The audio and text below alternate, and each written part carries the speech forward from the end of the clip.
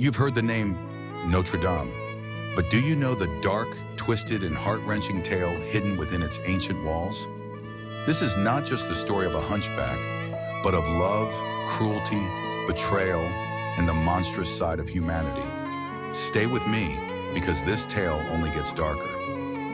Paris, 15th century. At the heart of the city stands the great Cathedral of Notre Dame, a symbol of hope and home to a hidden soul.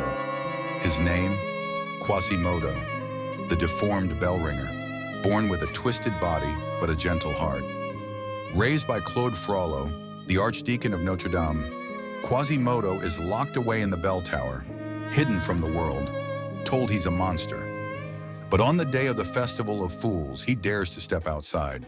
The crowd cheers, then mocks, then jeers. He is crowned the King of Fools, and then beaten, tied down, humiliated, until Esmeralda, a beautiful Romani dancer, steps in and offers him water and kindness. That moment, it changes everything. But not everyone is moved by kindness.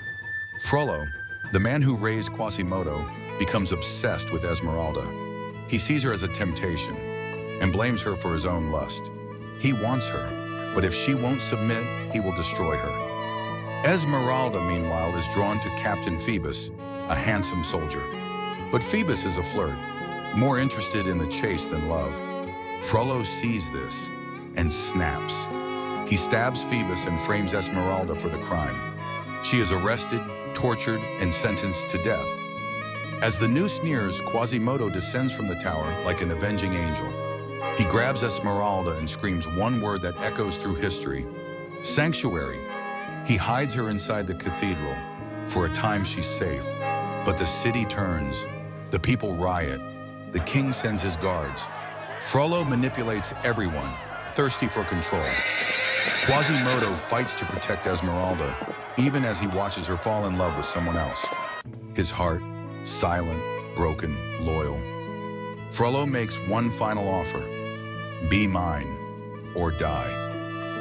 Esmeralda refuses. Frollo watches as she is executed, laughing coldly.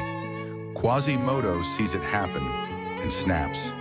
In a fury, he throws Frollo from the top of Notre Dame, the man who raised him, destroyed by the monster he created. But it is too late. Esmeralda is gone. Quasimodo returns to the tower, alone once again. Years later, in a mass grave, two skeletons are found, one of a woman, the other, twisted and deformed, curled around her in eternal embrace. When they try to separate them, they crumble to dust. That was Quasimodo, the outcast, the protector, the soul who never knew love, except in death. In a world that judged him by his appearance, Quasimodo showed the deepest humanity of all. The real monsters were never the ones in the tower. If this story moved you, like, subscribe, and tell us in the comments, who was the real villain of Notre Dame?